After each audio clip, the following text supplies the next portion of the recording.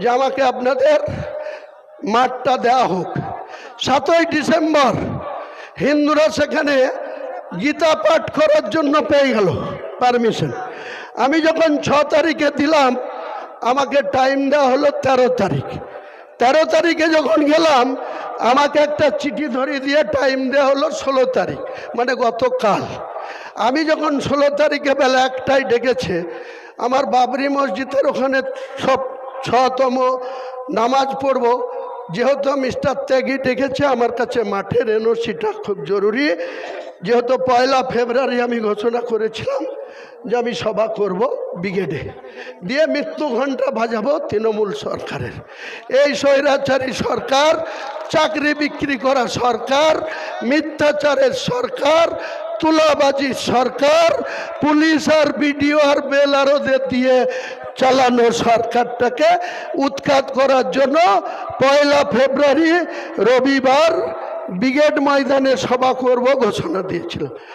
এত ভয় পেয়েছে বিজেপি আর টিএমসি, চোরে চোরে মারত তো ভাইরা, যে মিস্টার ত্যাগী যদি প্রথমেই মার দেবে না, 6 তারিখেই বলে দিতে পারতেন, 8 তারিখে বলে দিতে পারতেন, 13 তারিখে বলে দিতে পারতেন, 16 তারিখে চিঠি দিয়ে ডেকে তারপরে আমাকে কালকে বলছেন যে আপনাকে ব্রিগেড দিতে পারবো না। কেন?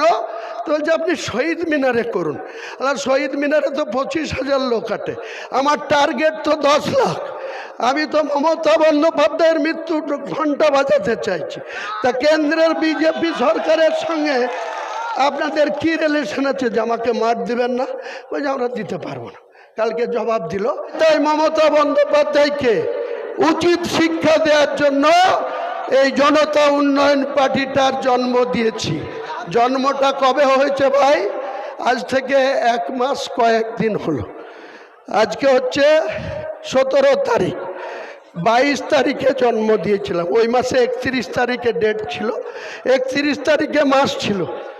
তার মধ্যে আমি কালকেই কলকাতায় সাংবাদিকদের বলেছি, আবার একটা ঐতিহাসিক সভা আগামী 31শে জানুয়ারি শনিবার মুর্শিদাবাদের বেলডাঙ্গায় ওই খাগড়ুপাড়া মোড়ে, যে জায়গার মালিক এখানে বসে আছে আমাদের সামিরুল ভাই, এর জায়গাতে 22শে ডিসেম্বর 2025 আমি সভা করে আমার দলের জন্ম দিয়েছিলাম। আবার আপনাদের সামনে আজকে ঘোষণা করলাম 31শে জানুয়ারি শনিবার বেলা 1টার সময় 10 লক্ষ মানুষের উপস্থিতিতে এই মমতা বন্দ্যোপাধ্যায় চোরের সরকারটা, তুলাবাজির সরকারটার মৃত্যু ঘণ্টা ঐতিহাসিক মুর্শিদাবাদ থেকে ঘোষণা হবে। আপনারা মুর্শিদাবাদের ইতিহাস জানেন তো?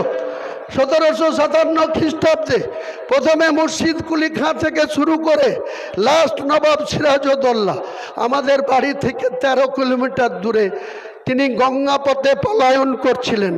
একজন মির্জাফর ওই লর্ড ক্লাইভের নির্দেশে সেই সিরাজউদ্দৌলাকে এবং তার মাসি ঘেসিটি বেগমকে ধরে নিয়ে এসেছিল।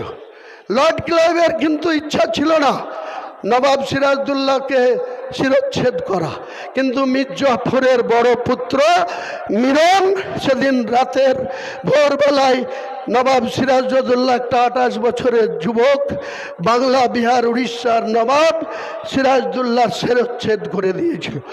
তাই আমি লাস্ট দুটো কথা বলে আমার বক্তব্য শেষ করব। আমি যখন 2024 সালের 12ই ডিসেম্বর কলকাতায় এবং তার আগের দিন বেলডাঙ্গার সরুলিয়া মাদ্রাসার জালসা থেকে বললাম যে 1992 সালের 6ই ডিসেম্বর যে ঐতিহাসিক বাবরি মসজিদ ভেঙে ফেলা হয়েছিল, 3% উগ্র হিন্দুত্ববাদ বজরং পার্টি আর রাষ্ট্রীয় স্বয়ংসেবক দলের সদস্যরা এলকে আদবানি এবং মুরলীমোহন যোশীর নেতৃত্বে বাবরি মসজিদটা ধ্বংস করে 3% হিন্দু উল্লাস প্রকাশ করেছিল। আমি তাই 12/2024 বললাম মুর্শিদাবাদের বেলডাঙ্গাতে একটা বাবরি মসজিদ করব। 11 মাস মমতা ব্যানার্জি কিছু বলল না। অভিষেক ব্যানার্জি কিছু বলল না। 6 ডিসেম্বর 2025 যেই আর 9 দিন বাকি, আমাকে রাত্রে ফোন করে ডাকছে। গেলাম, 12টায় পৌঁছালাম। 12:10 থেকে 2:10, 2 ঘন্টা এই অভিষেকের এজেন্ট প্রতীক জৈন আমাকে 1 to 1, ওনাদের সল্টলেকের একটা বিল্ডিং আছে 11 তলায়, আমাকে কত রকম প্রস্তাব উপঢৌকন দেওয়ার, যে আপনি কেবল বাবরি মসজিদ থেকে সরে আসুন, বাবরি মসজিদটা করা যাবে না, বাকি আপনি কি চান বলুন।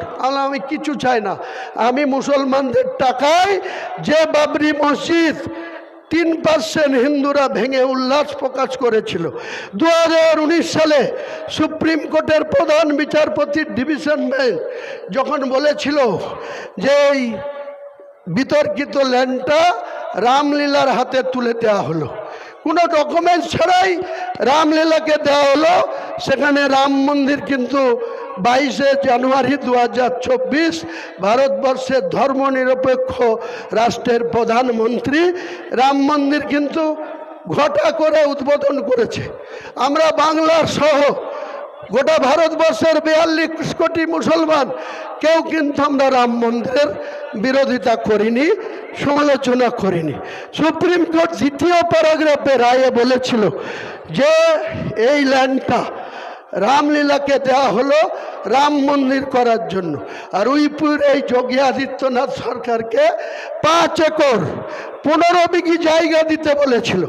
জায়গাটা কোথায় দিতে কতদিন টাইম নিল জানেন?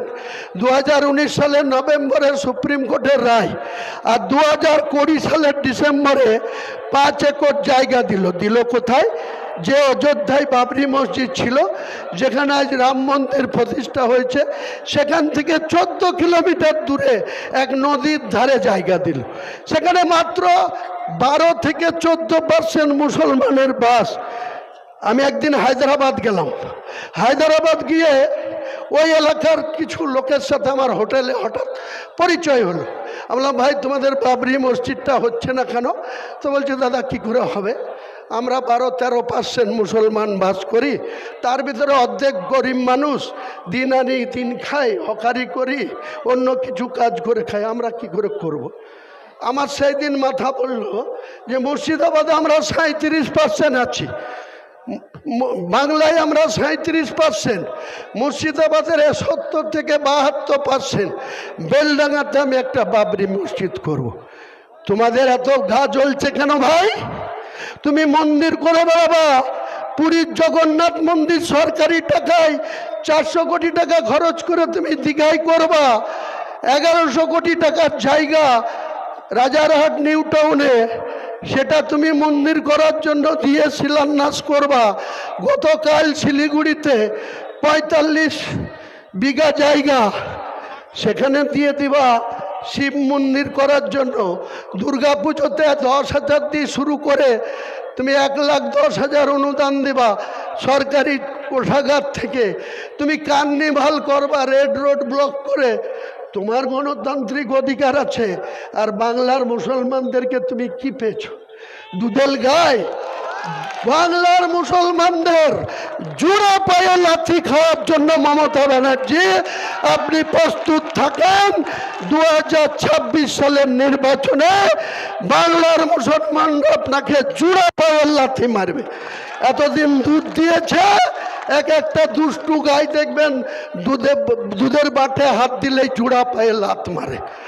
এই লাথ মমতা বন্দ্যোপাধ্যায়কে আগামী দিনে তার জোড়া ফুলের প্রতীককে মারতে হবে। মারবেন তো? রাজি আছেন তো? জনতা উন্নয়নের পার্টির প্রার্থীকে ডোমকলে ভোট দিয়ে জিতাবেন তো? আপনাদের ডোমকলের আবার আনিসুর রহমানের মন্ত্রিসভার সদস্য আমরা যাকে প্রার্থী করব, আপনারা ভোট দিয়ে জিতাবেন। আমি বলছি আগামী দিনে মন্ত্রিসভা রিমোট কন্ট্রোল হুমায়ুন কবিরের হাতে থাকবে। আর এই ডোমকলে আবার নতুন করে মন্ত্রিসভার সদস্য ওই রাজভবনের শপথ নেবে। আমি ওয়াদা করে গেলাম, শুধু আমাদের প্রার্থীকে ভোট দিয়ে একটা সুযোগ দেন। মমতাকে 3 বার দিয়েছেন, বামফ্রন্টকে 34.5 বছর দিয়েছেন। আমাদের জনতা উন্নয়নকে মুর্শিদাবাদের 22টা সিটের মধ্যে আমি বলেছি 20টা আছে, 20 শূন্য করব। 2টাকে হটিয়ে দিয়ে আরেকটা শূন্য বসিয়ে দিই। গোল্লা তৃণমূল যেন 0 হয়।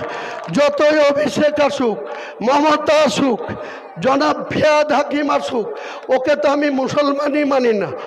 ও তো বিহারের, ওর বাপের বাড়ি ছিল বিহারের গয়া, আর ওর মা হচ্ছে মমতা বন্দ্যোপাধ্যায়ের মাসি। মমতা বন্দ্যোপাধ্যায়ের মায়ের নাম ছিল গায়ত্রী ব্যানার্জি, আর ববি হাকিমের মা মমতা ব্যানার্জির আপন মাসি ছিল, মৌলানা আজাদ কলেজের অধ্যাপিকা ছিল। কাজেই আপনাদের আমি কোনো মিথ্যা কথা বলছি না। এসব দুভেষে কষ পোলট্রি মুরগিদের কোনো জায়গা দিতে হবে। আগামী দিনে সবাই স্বচ্ছ মুসলমান, ইমানদার মুসলমান, তাদেরকে বাংলার উন্নয়নের জন্য বাংলার গদিতে যেই বসবে, হুমায়ুন কবিরের সমর্থন ছাড়া রাজ্যপাল যেন কোনো মতেই কাউকে মুখ্যমন্ত্রীর শপথে না ডাকতে পারে।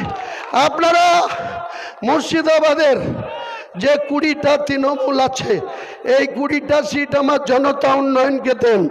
বাকি আমি 182টা সিটে লড়ে 120 থেকে 130 সিট নিয়ে যাব। আর এই তৃণমূলকে 3 নম্বরে পাঠাবো। বিজেপি আমার পরে থাকবে, তারপরে 3 নম্বরে থাকবে তৃণমূল কংগ্রেস। তখন দেখব এই যে এখানকার দমকল সাব ডিভিশনের যেসব তৃণমূলের গুন্ডারা ওই থানায় বসে গরিব মানুষের বিরুদ্ধে পরিকল্পনা করছে, তোমরা কোথায় থাকো সেদিন বুঝিয়ে দেবো।